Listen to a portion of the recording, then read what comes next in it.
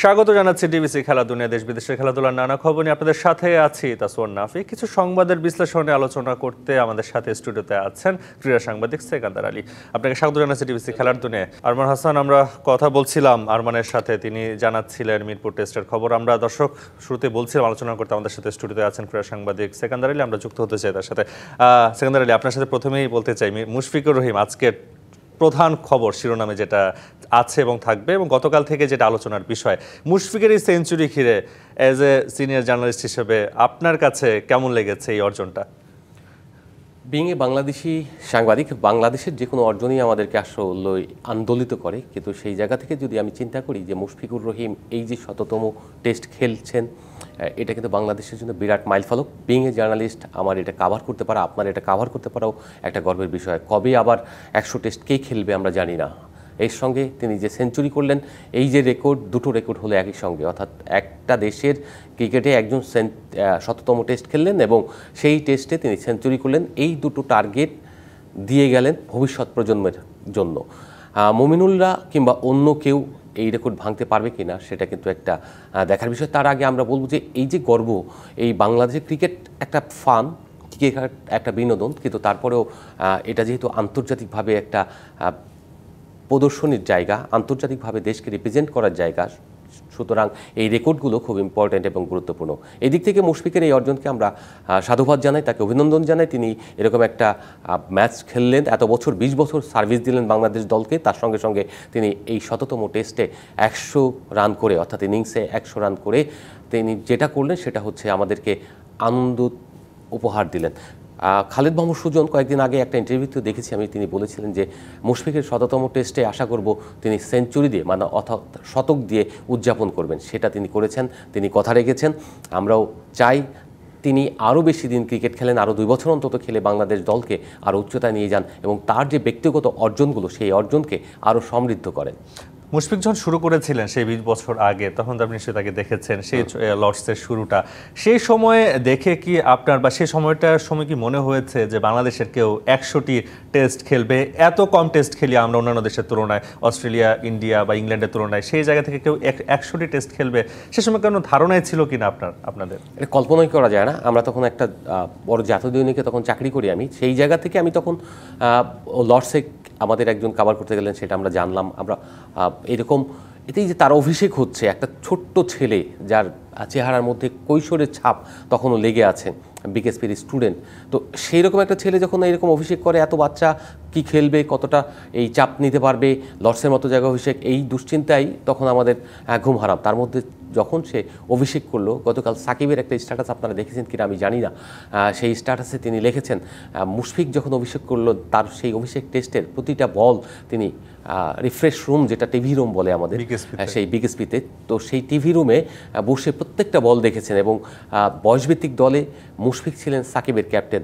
তিনি, সাকিব বলেছেন আপনি সারা জীবন আমার ক্যাপ্টেন থাকবেন, মাত্র এক ব্যাচের সিনিয়র জুনিয়র তারা, কিন্তু বয়সে আবার সাকিব বড়, অদ্ভুত ব্যাপার। তো সেই জায়গা থেকে তাদের যে এই যে কেমিস্ট্রি, তারা যে এই যে রেসপেক্ট, এই রেসপেক্টের জায়গায় কতটা ডেডিকেশন থাকলে একজন মানুষ ২০ বছর সার্ভিস দিতে পারে একটা দলকে। এবং ওই সময় আমরা আসলে চিন্তাই করিনি কেউ যে একটা ক্রিকেটার বাংলাদেশের, যেখানে তখন সিনিয়র স্যাটারের একটা প্রবণতা ছিল বাংলাদেশের, খুব দ্রুত সিনিয়রদের একটা ৩৫, ৩২, ৩৩, ৩০ বছরের উপরে গেলেই তাকে সিনিয়র আখ্যা দিয়ে দল থেকে বাদ দেওয়ার একটা প্রবণতা বা কালচার আমাদের দেশে ছিল। সেই কালচার থেকে বেরিয়ে আসতে সময় লেগেছে এই পঞ্চপাণ্ডবের কারণেই। এবং যারা নির্বাচক পরবর্তীতে হয়েছেন, সেই হাবিবুল বাশার, মিনহাজুল আবেদিন নান্নু, তাদের সময় থেকে, আকরামের সময় থেকে তারা তাদের জীবনের দশায় যেরকম, মানে খেলোয়াড়ি জীবনে যে অভিজ্ঞতাটা ফেস করেছেন সেটাকে ওভারকাম করার জন্য চেষ্টা করেছেন, যেটা আজকে যে কারণে ৩৮ বছর বয়সী মুশফিককে আমরা টেস্ট খেলতে দেখি এবং তিনি 100 টেস্ট খেলেছেন।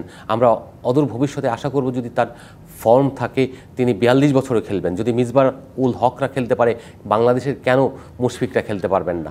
তারা ওই সময় আমরা চিন্তা করিনি, কিন্তু এই সময় এসে এই প্রজন্ম চিন্তা করবে ১২০টাও কেউ খেলবে, হয়তো ১৫০ টেস্টও খেলবে। হ্যাঁ, সেজন্য বাংলাদেশকে অনেক বেশি টেস্ট খেলার দিকে ফোকাস করতে হবে। অন্য দেশ টেস্ট ম্যাচ যেভাবে আয়োজন করতে পারে, বাংলাদেশ সেভাবে পারে না। বিশেষ করে আমাদের ২ টেস্টের সিরিজের বেশি এখনও খেলা হয় না, বিকজ অফ আমাদের রেজাল্ট খুব একটা ভালো হয় না। তবে অদূর ভবিষ্যতে আমি বিশ্বাস করি এখন যেভাবে উন্নতির গ্রাফটা এগিয়ে যাচ্ছে সেই দিক থেকে বাংলাদেশ হয়তো 3 টেস্টের সিরিজও আয়োজন করবে, 4 টেস্টের সিরিজও মানে খুব বেশি দিন লাগবে না আয়োজন করবে। যদি 4-5 বছরের মধ্যে এই পরিবর্তনগুলো দেখি তাহলে আমি বিশ্বাস করি যে মমিনুল হক কিংবা আরও অনেকেই হয়তো 10 বছরের মতো সময় নিয়েই হয়তো 100 টেস্ট খেলে ফেলবেন। আপনি অনেক ইংল্যান্ড কিংবা অস্ট্রেলিয়া কিংবা ইন্ডিয়ার অনেক প্লেয়ারই মুশফিকের অনেক পরে শুরু করে 7-8 বছর পরে শুরু করে তারা 100 টেস্ট খেলে রিটায়ারমেন্ট। আমরা লিটনের সেঞ্চুরিটা যদি একটু দেখি, মাত্র লিটন সেঞ্চুরি করলো, অভিনন্দন লিটনকে। মানে এই টেস্টকে ঘিরে আসলে বাংলাদেশের একটা রান ফর আমরা দেখতে পাচ্ছি যে সিলেটের পর ঢাকাতে সবাই একটা রানের মেজাজে রয়েছে। নিশ্চয়ই এটা অভিবাদন বা বাংলাদেশের ব্যাটারদের একটা উন্নতির জায়গা আপনি কি নিশ্চয়ই বলবেন, নাকি আয়ারল্যান্ডকে একটু হলেও আপনি পেছনে রেখে বলবেন যে ব্যাটার একটা ভালো একটা সুযোগ পেয়েছে এই সিরিজটায়? দেখুন, আয়ারল্যান্ড পেছনের দলে এটা কোনো সন্দেহ নেই। একটা তারা টেস্ট বেশি দিন খেলে না এবং তাদের প্রফেশনাল কাঠামো এখনও তৈরি হয়নি, যাদের নিজেদের মাঠে এখনও টেস্টই খেলতে পারে না, তাদের খেলতে হয় ইংল্যান্ডে এসে, সংস্কার চলছে। সেই দেশের বিপক্ষে আপনি খেলছেন, কিন্তু তাদের অনেক ক্রিকেটারই কাউন্টি ক্রিকেটে খেলে, যে কারণে তাদের একটা স্ট্রেংথ রয়েছে, ফার্স্ট ক্লাস ক্রিকেটের স্ট্রেংথ রয়েছে। সেই জায়গা থেকে বলবো আয়ারল্যান্ড যে মানের দলই হোক, রান করতে তো আপনার একটা বল আউট হয়ে যেতে পারেন, আবার রান করাটাও কিন্তু কঠিন আপনার। সেই চ্যালেঞ্জগুলি বাংলাদেশের ক্রিকেটাররা নিচ্ছেন, অন্যরা তো পারেননি। প্রথম 3 জন যে ব্যাটার আউট হয়ে গিয়েছেন সেই 3 জন কিন্তু 50-তে যেতে পারেননি, টপ অর্ডার ব্যাটাররা যারা রয়েছেন। পরবর্তীতে মমিনুল 50-তে গিয়ে আউট হয়ে গিয়েছেন 60 অডে। তো সেই জায়গা থেকে যদি চিন্তা করি, লিটন এবং মুশফিকুর রহিম যে সেঞ্চুরি করলেন এটা একটা অর্জন। তারা খেলেছেন, লিটন এই মিরপুর শেরেবাংলা স্টেডিয়ামে স্বাচ্ছন্দ্যে কখনোই খেলতে পারতেন না, তিনি এই উইকেটটা পছন্দ করতেন না। কিন্তু মিরপুরে এখন উইকেট চেঞ্জ হয়ে গিয়েছে, গামিনী চলে যাওয়ার পরে এখন যে উইকেট বানাচ্ছে, এখন উইকেট বানানোর জন্য একটা স্বাধীনতা দেওয়া হয়েছে। এখন দেখুন উইকেটের বিহেভিয়ার কিন্তু চেঞ্জ হয়ে গেছে। টনি হ্যামিং ভালো উইকেট বানাচ্ছেন, যে কারণে ম্যাচ ভালো হচ্ছে। আমরা আশা করব এই ধারা অব্যাহত থাকবে এবং বাংলাদেশ হোমে ভালো উইকেটে খেলে আন্তর্জাতিকভাবে যখন বিদেশে খেলতে যাবে সেই ছন্দটা রাখবে। লিটনকে অভিবাদন, তিনি সেঞ্চুরি করাতে অনেকদিন পারছিলেন না। আপনার কাছে আপনার কথা সূত্র ধরে আপনি যে বললেন যে একটা সময় রীতি ছিল সিনিয়র হয়ে গেলেই দল থেকে ছাঁটাই করতে হবে, 32, 33, 34 বছরের ক্রিকেটার খুব একটা চোখে পড়তো না। এই চেঞ্জটা আপনি স্বচক্ষে দেখেছেন, কিসের ভিত্তিতে চেঞ্জটা হয়েছে বা কিসের কারণে বা কাদেরকে ক্রেডিট দিবেন এই চেঞ্জটা আনার জন্য?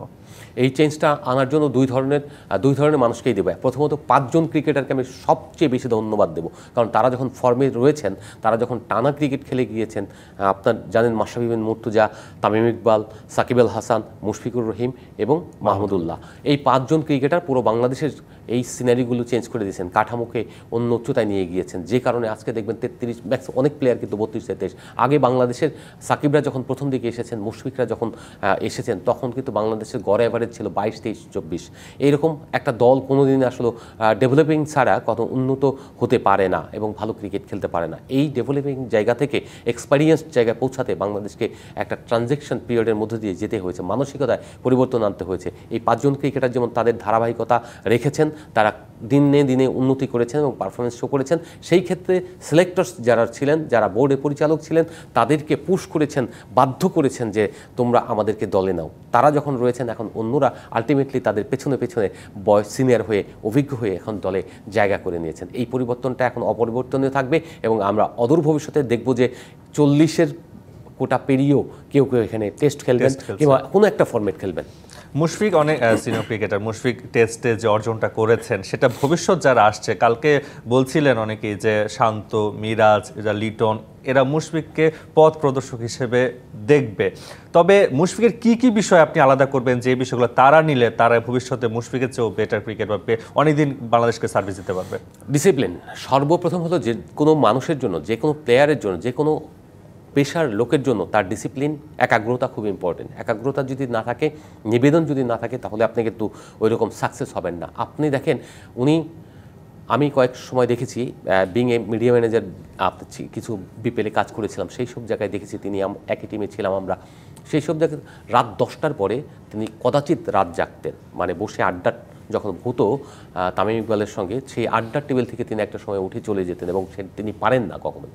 তিনি সকালবেলা ঘুম থেকে ওঠা লোক এবং সবার আগে মাঠে এসে প্র্যাকটিস করা মানুষ, এই রকম যদি আপনি কেউ হতে পারেন এবং এই ক্রিকেটের প্রতি বা যে পেশাটায় রয়েছেন আপনি, সেটা যদি নিবেদনটা ওই রকম থাকে, ডেডিকেশন থাকে, আপনি কিছু একটা করবেন এবং এটাকে ওই রকম পেশা হিসেবে নেন যে এটাই আমার জীবনের সবচেয়ে গুরুত্বপূর্ণ এবং এখান থেকে উপার্জন আমার যেহেতু করি, এই উপার্জনটা যেন এবং রেকর্ডটা যেন খুব হাই লেভেলে নিয়ে যেতে পারি, সেই চেষ্টা যদি থাকে তাহলে আপনি করতে পারবেন। মুশফিক সেটা করতে পারে। মুশফিক এখনও সেই 19-এর মুশফিক, এখনও সেই 18-র মুশফিক, টেস্টে যেমন প্র্যাকটিসে তেমনি অন্যের সঙ্গে টাইম যে ইটা থাকে সেগ্রিগেশন, আমি কখন খাবো, কখন ঘুমাবো, কখন আমি বিশ্রাম করব কিংবা পরিবারের সঙ্গে সময় দেব, এটা একটা বড় ব্যাপার। তার সঙ্গে পরিবার থেকে তাকে যে স্যাক্রিফাইসটা করেছে তার ওয়াইফ, আমি বলবো আমি তাকে ধন্যবাদ যে তার কে স্যাক্রিফাইস করেছে, তার বাবা মাকেও ধন্যবাদ যে ইন্সপিরেশন করে গিয়েছে, তাকে পুশ করে গেছে তুমি তোমার কাজটা চালিয়ে যাও। অন্যদের বলবো যে তোমরা মুশফিকের সময় সবার তো একরকম না, কারো 1 ঘন্টা প্র্যাকটিস লাগে। তামিম ইকবাল এই কথাটা বলছিলেন, তিনি যদি 15 মিনিট নেটে স্বচ্ছন্দে ব্যাটে বল লাগে, তিনি বুঝে যান যে কাল তিনি ম্যাচের জন্য প্রস্তুত এবং ভালো করবেন। আর মুশফিকের 1 ঘন্টা প্র্যাকটিস না করলে তিনি সন্তুষ্ট হন না যে কাল তিনি ভালো করতে পারবেন কিনা বা স্বচ্ছন্দে খেলতে পারবেন কিনা। তো এটা এক একজনের নেচার এক এক রকম। সাকিব আল হাসানের নেচার অন্যরকম ছিল, আবার ধরেন এখানে যে লিটন কুমার দাস রয়েছেন তার নেচার অন্যরকম, আবার যদি ক্যাপ্টেনের কথা বলি আমরা, তিনিও কিন্তু অন্যরকম। তো এই জায়গা থেকে প্রত্যেকের যে সীমাবদ্ধতা, সক্ষমতা, এই জায়গাগুলো যদি তারা বুঝতে পারেন এবং আইডেন্টিফাই করতে পারেন, গেমটা যদি বোঝেন, তাহলে তাদের এই 100 টেস্ট না 120টা 125টা খেলাও সম্ভব। সেটা হলো ফিটনেসের উপর, তার ডেডিকেশনের উপর এবং সে কতটা দীর্ঘ সময় তিনি খেলতে চান। আমাদের এখানে কেভিং মানে খোদা, কেভিং মানে খুব চাওয়া না, মন থেকে চায় আই এম কেভিং সামথিং। তো এরকম এই চাওয়াটা খুব কম, অল্পতেই তুষ্ট হয়ে যায় প্লেয়ারের সংখ্যা অনেক বেশি। প্রান্তিক লেভেল থেকে যেসব মানুষ আসেন, মধ্যবিত্ত ক্লাসের চাওয়া একরকম, আবার প্রান্তিক থেকে যারা আসেন তাদের চাওয়া অন্যরকম। মধ্যবিত্ত যত বেশি ক্রিকেটে ইনভলভ হবে তাদের চাওয়াটা থাকবে তত বেশি যে আমি এখানে কিছু করে যাই, ছাপ রেখে যাই। আর প্রান্তিক লেভেল থেকে এসে কিছু অর্থ করি যখন হয়ে যায়, তার অল্পতে তুষ্ট আমরা বলি, যেটা এই তুষ্ট মানে হ্যাপিনেস। ধর্ম বলে যে হ্যাপিনেস এই জায়গায় খুব ইম্পর্টেন্ট, ঠিক আছে হ্যাপিনেস, কিন্তু আপনার যে ভবিষ্যৎ জেনারেশন কি বাবা, আপনার আরও বেশি নিজেকে দীর্ঘ সময় তো এই চাকরি করতে পারবেন, এটা একটা চাকরি হিসেবে যদি দেখি, তাহলে সেক্ষেত্রে আপনাকে এই ক্যারিয়ারটা বড় করার জন্য বা বাংলাদেশের দেশকে সার্ভিস দিচ্ছেন এটা চিন্তা করে যদি আপনি খেলেন, তাহলে আমাদের এই ক্রিকেটাররা অদূর ভবিষ্যতে অনেক ভালো করবেন এবং সেই মেন্টালিটির অনেকেই রয়েছেন। আমি বিশ্বাস করি বাংলাদেশ ভালো করবে। তামিম ইকবালের কথা বললেন, তিনি 15 মিনিট ব্যাটিং করলে তার আসলে কনফিডেন্সটা চলে আসে, মুশফিকের সেই জিনিসটা 1 ঘন্টা লাগে। তাহলে কি আপনি মুশফিককে যে ন্যাচারাল ক্রিকেটার বা গড গিফটেড যেটা বলা হয়, যেটা সাকিব আল হাসানকে বলা হয়, Shakib Al Hasan god gifted cricketer, তাকে আসলে শেখানোর তেমন কিছু নেই। তামিম অনেকটা সেরকমই, তার ব্যাটিংটা আসলে গড গিফটেড ভাবেই আসলে আসা। মুশফিককে আসলে আপনি কোন কাতারে ফেলবেন? মুশফিক এভারেস্ট থেকে তাকে অসাধারণ করে নিয়েছেন। দেখেন, মেধা যদি থাকে, আপনার প্রচুর মেধাবী হতে পারেন, কিন্তু সেই মেধা যদি আপনি পরিশ্রম না করেন তাহলে সেই মেধা জিরো, আপনার সেই মেধার কোনো কাজে লাগবে না। আপনাকে মেধার সঙ্গে পরিশ্রম দিয়ে আপনার সেটাকে চরম উচ্চতায় নেওয়া যায়। আর যদি যেমন সাকিব আল হাসান মেধার সঙ্গে, সে জানে যে কখন পরিশ্রম করতে হবে, কখন তাকে ফিট রাখতে হবে। তাকে আমরা কিন্তু আনফিট ক্রিকেটার সাকিবকে আমরা মাঠে দেখি না। যখন আনফিট 2-1টা সময় ছিলেন তখন কিন্তু, বা কম ফিটনেস নিয়ে তখন খেলেছেন, তখন কিন্তু ভালো করতে পারেননি। তো তারা কিন্তু, তিনি অসাধারণ মেধাবী এই ক্রিকেটের জগতে বা অন্য জগতে, তিনি সেই মেধাটাকে কাজে লাগান পরিশ্রমের সংমিশ্রণ ঘটিয়ে। আবার আপনার কম মেধা, এভারেজ মেধাকে একেবারে চূড়ান্ত মেধাবী জায়গায় নিয়ে যাওয়া, সেটা সম্ভব। সেটা হচ্ছে আপনার পরিশ্রম দিয়ে, তপস্যা দিয়ে, অধ্যাবসায় দিয়ে। আমরা শাহবাজ আহমেদ নামে একজন হকি প্লেয়ার ছিলেন, যাকে বলা হয় হকির ম্যারাডোনা, পাকিস্তানে ছিলেন। তিনি বলেছিলেন তাহির জামান সম্পর্কে, তিনি আরেকজন লিজেন্ড, বলেছিলেন যে আল্লাহ मैंने को ऐसे उठाया, তাহির জামানকে আইসা উঠায়। তো তাহির জামান এত বড় হয়েছেন বিকজ অফ তার পরিশ্রম দিয়ে। তো আমি এখানে দেখি মুশফিক যেমন, আমাদের এভারেজ মানুষই তো বেশি আমরা পৃথিবীতে বা এই খেলাধুলায় বা যে কোনো জায়গায়, তো সেই এভারেজকে যে ওদের জন্য উদাহরণ রেখে গেলেন যে তোমরা এভারেজ থেকে চরম উচ্চতায় যেতে পারো, তোমরা এভারেজ থেকে তোমাদেরকে লিজেন্ডার জায়গায় পৌঁছে নিয়ে যেতে পারো এবং প্রতিষ্ঠিত করতে পারো। সেই জায়গায় মুশফিক এখন এভারেজ নেই। তার উন্নতিতে গ্রাফটা দেখেন, প্রথম 10 বছর যদি ভাগ করেন তাহলে প্রথম 10 বছরে তার পারফরমেন্স বা টেস্টের এভারেজ আপনার 30-এর কোটায় গোড়ার দিকে ছিল। এখন দেখেন টেস্টের এভারেজ আপনার 35 প্লাস 38 হয়ে গেছে। তো সেই 38 এভারেজ যদি তিনি এই ধারাটা রাখতে পারেন, দেখবেন আগামী 2 বছরে এমন হতে পারে এটাকে 40ও নিয়ে যেতে পারে। 2 বছর কি মুশফিক আমার বিশ্বাস মুশফিক খেলবেন, কারণ মুশফিকের যে এখনও যে চেষ্টা এবং বয়স তার কাছে কোনো ব্যাপার নেই। সকালবেলা যেভাবে দৌড়ান, যেভাবে তাকে ফিটনেস রাখেন, এই যে তার ওয়াইফের কালকে একটা কথা শুনছিলাম যে তিনি বলছিলেন যে জাতীয় লিগ এবং এই গ্রাউন্ডস এখন যে কিউরেটর রয়েছেন টমিনি হ্যামিং আমাদের আরেকজন রয়েছেন খোকন সাহেব, উনি কিন্তু প্রথম থেকে এখানে ছিলেন। তিনি বলছিলেন যে 2টো দিন তিনি এখানে মাঠ স্লট পাননি, তিনি চলে গিয়েছিলেন অন্য জায়গায় ভাড়া করে প্র্যাকটিস করার জন্য এই জাতীয় লিগে একটা ম্যাচ খেলবেন বলে। Can you imagine? অনেক ডেডিকেশন আসলে, এরকম ডেডিকেশন যার থাকে সে হলো মেধাবী, পরিশ্রম দিয়ে সমস্ত মেধাকে ওভারকাম করা যায়, যেটা আর কি দেখা যায় না যে নিজেকে ইনভেস্ট করে নিজেকে ইমপ্রুভ করানো, যেটা অনেক ক্রিকেটার এখনকার ক্রিকেটার মধ্যে নেই। এক্স্যাক্টলি আপনার কর্মের ক্ষেত্রে যদি ধরেন আমি বিং এ জার্নালিস্ট যদি চিন্তা করি, আমি যদি পরিশ্রম করি, প্রতিদিন মাঠে যাই বা অন্য জায়গায় যাই, রিপোর্ট খুঁজতে থাকি, আমি কোনো না কোনো কিছু পাবোই। তেমনি খেলাধুলার ক্ষেত্রে পরিশ্রমটার বিকল্প কিছু নেই। আমরা আরো আলোচনা করব, একটা বিরতির সময় আছে। দেখছেন ডিবিসি খেলার দুনিয়া নিচ্ছে একটা বিরতির সাথেই থাকুন দর্শক। আমরা আবারও ফিরতে চাই খেলার দুনিয়া আলোচনা। আমাদের সাথে আছেন ক্রীড়া সাংবাদিক সেকান্দার আলী। আমরা মুশফিককে নিয়ে কথা বলছিলাম, মুশফিকের যে ডেডিকেশন নিয়ে আপনি বলছিলেন, মুশফিকের এই ডেডিকেশন থেকে এখন যারা খেলছেন তাদের যে বিষয়টা নিয়ে চিন্তা করেছে আপনি বলছেন, বাট আসলে কি তাদের দ্বারা সম্ভব কিনা, বা তারা আসলে সেই লেভেলে ডেডিকেটেড কিনা আপনার চোখে পড়েছে কিনা এখন যারা খেলছে? দেখুন, গত 10 বছর আগের চেয়ে এখন যারা ক্রিকেট খেলেন তাদের প্যাশনটা অনেক বেশি এবং তারা প্রফেশনাল অনেক বেশি। যদিও আপনার মনে হচ্ছে যে আমরা যেহেতু 5 জন ক্রিকেটারকে অনেক বেশি ধারাবাহিক দেখেছি এবং তারা ভালো পারফরমেন্স দেওয়ার কারণে এখনও আমাদের চোখে যে ছাপটা রয়ে গেছে, আমাদের চোখে যে জিনিসটা ভেসে ওঠে সেটা হলো যে 5 জনের পারফরমেন্স। যে কারণে আমরা এখন নতুন যারা পারফর্ম করে তাদেরকেও এখনও ওই ভেতর থেকে বা মগজ থেকে আমরা মস্তিষ্ক থেকে ওদেরকে বের করে ডিলিট করতে পারেনি, তাদের জায়গায় নতুন করে এদেরকে বসাতে পারেনি। যে কারণে এদের ডেডিকেশনটা কিংবা এদের পারফরমেন্সটা আমাদের অত স্বাদ দেয় না। আবার রেজাল্টের একটা ব্যাপার রয়েছে মাঝখানে, যেহেতু বাংলাদেশের একটা ট্রানজেকশনের ভেতর দিয়ে গিয়েছে, রেজাল্ট পাচ্ছি না বলে ওই ব্যক্তিগত অর্জনগুলোকে অত বড় করে দেখার সুযোগ পাচ্ছি না। আমার কাছে মনে হয় যে এখনকার প্লেয়াররা যারা আগে প্র্যাকটিস করার এত সুবিধা ছিল না, এতটুকু করতো না অনেকে, এখন প্রতিনিয়তই ট্রেনার আপনার শিডিউল দিয়ে দিচ্ছেন, তার সঙ্গে সঙ্গে কোচিং স্টাফ যারা রয়েছেন তারা শিডিউল দিয়ে দিচ্ছেন এবং প্রত্যেক প্লেয়ার তার প্রয়োজন মতো মিরপুর শেরেবাংলা স্টেডিয়াম কিংবা অন্য জায়গায় গিয়ে প্র্যাকটিস করে দিচ্ছেন। এই যে দেখা যাচ্ছে না, আমরা সবসময় কিন্তু তাদেরকে ফলো করি না। এই লিটন কুমার দাসই ধরেন নিজের মতো করে অনেকগুলি প্র্যাকটিস করেছে। আবার ধরেন কারো যদি মনে হয় যে আমি অনেকদিন ফার্স্ট ক্লাস ক্রিকেট খেলিনি, আমাকে যে টেস্টে যাওয়ার আগে একটা ম্যাচ খেলা দরকার, সেটা খেলছে। তবে আমি যেটা বলবো সেটা হলো যে কোনোভাবেই হোক এই ন্যাশনাল ক্রিকেটাররা একটা ফাঁকিবাজের যে জায়গা রয়েছে, সেই জায়গাটা হলো যে ন্যাশনাল ক্রিকেট যখন হয়, মানে ফার্স্ট ক্লাস ক্রিকেট, সেই জায়গায় তারা কেউ খেলতে চান না। এখানে পয়সা কম, এক, দ্বিতীয়ত হচ্ছে যে 5 দিন 4 দিন খেলতে হয়। এই 4 দিন না খেলার একটা প্রবণতা রয়েছে। যদি বাংলাদেশ ক্রিকেট বোর্ড দেখে যে তাদেরকে ওয়ার্কলোড ম্যানেজ করার পরে কেউ খেলার সুযোগ রয়েছে কারো, তবে তাদের অবশ্যই ফার্স্ট ক্লাস খেলা উচিত। তারা খেলেন না বলেই কিন্তু আজকে আপনার দেখবেন ফার্স্ট ক্লাসের উন্নতিটা ওইভাবে হয় না। ভারতে বলেন বা অন্য জায়গায় হন, কোনো প্লেয়ার যদি ফেল করে তাকে কিন্তু ফার্স্ট ক্লাস যদি চলে সেই ফার্স্ট ক্লাসে পাঠিয়ে দেওয়া হয়। আমাদের এখানে কেন যাবে না? তারকা হয়েছেন, তাতে কী হয়েছে? আপনি ওখান থেকে উঠে এসেছেন, অতএব ওই জায়গাকে আপনি ইগনোর করতে পারেন না। আমরা গতকাল একজন সিনিয়র সাংবাদিক একটা পোস্ট পড়ছিলাম, তিনি লিখেছিলেন যে মুশফিক যখন একবার বাদ পড়েছিলেন ন্যাশনাল টিমে, তখন ধীমান ঘোষকে সুযোগ দেওয়া হয়েছিল। আপনি নিশ্চয়ই মনে আছে সেই সময়টা। সেই ধীমান ঘোষের এখন ক্রিকেটে খুব একটা পদচারণা নেই। মুশফিক সেখান থেকে এখন সুপারস্টার হয়ে গেছে, মুশফিক বাংলাদেশ ক্রিকেটে একটা পথ প্রদর্শক হয়েছে। সেই সময়টা নিশ্চয়ই আপনার মনে আছে, সেই সময়টা কেমন ছিল একটু যদি শেয়ার করতেন সেই সময়টা। ধীমান ঘোষ মুশফিক যখন আসলেন তখন ধরেন 2005-এ তো ন্যাশনাল টিমে আসলেন, তার পরবর্তীতে 7-এর দিকে আমরা 8-এ গেলাম অস্ট্রেলিয়াতে, সেই সিরিজে 3 ম্যাচের সিরিজ।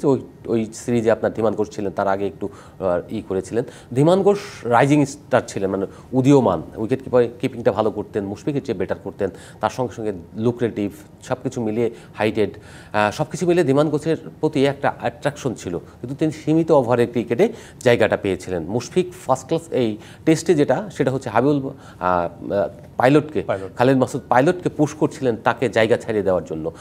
মুশফিক তখন টেস্টে খেলেন হলো আপনার ব্যাটার হিসেবে। 2007 সালে যখন তিনি ইতে গেলেন, শ্রীলঙ্কা সফরে গেলেন, শ্রীলঙ্কা সফরে তখন প্রথম টেস্টটা তিনি ছিলেন না, পাইলট খেলেছিলেন। মুশফিককে পরবর্তী ম্যাচের জন্য পাইলটই বলেছিলেন যে আমি শুধু কিপার হিসেবে খেলবো সেটা না, একটা জেনুইন ব্যাটসম্যান যিনি এখন মুশফিক তারই খেলা উচিত। এবং তিনি সেই কথাটা টিম ম্যানেজমেন্ট যারা ছিলেন তখন, কোচিং স্টাফ এবং আশরাফুলের প্রথম ক্যাপ্টেন্সির সিরিজ ছিল ওটা, তিনি সেই জায়গায় মুশফিককে চান্স দিলেন। সেই মুশফিক ক্যারি করেছেন ডেডিকেশন দিয়ে এই জায়গায় আসছেন। ধীমান ঘোষ যে ভুলটা করেছিলেন এবং তার খুব দ্রুত হয়তো কিছু পাওয়ার স্বপ্ন ছিল, আইসিএলে গিয়েছিলেন, যে কারণে ধীমান ঘোষের ক্যারিয়ারটা শেষ হয়ে গেছিল। এয়ারপোর্টে তাকে দুজন সাংবাদিক আমরা গিয়েছিলাম, টেলিভিশনের সাংবাদিক ছিলাম দুজন, একজন চ্যানেল আইড ছিলেন আর আমি ছিলাম বাংলাদেশ থেকে। সেই জায়গায় ওনাকে প্রশ্ন করেছিলাম, টার্গেট করে গিয়েছিলাম আমি, আপনাকে তো বাংলাদেশ তৈরি করেছে, বিকেএসপির মতো জায়গায় তৈরি করেছে, আপনি সেই জায়গায় মনে হয় না যে দেশকে আপনার অনেক কিছু দেওয়ার আছে? তিনি বলেছেন, না, দেশ আমাকে যা দিয়েছে আমি দেশকে তা দিয়েছি। তার পরবর্তীতে আবার যখন আমি সেকেন্ড কোশ্চেন করি, একই কোশ্চেন ঘুরিয়ে ফিরে করি, দেখেন দেশ আপনার পেছনে অনেক ইনভেস্ট করেছে, আপনার কি মনে হয় না দেশকে এখনও অনেক কিছু দেওয়ার রয়েছে এবং আরও কিছুটা সময় দেওয়ার পরে আপনি অন্য জায়গায় গেলে ভালো করতেন? তখন তিনি একই উত্তর দেন এবং পাশাপাশি অ্যাডেড একটা উত্তর দেন।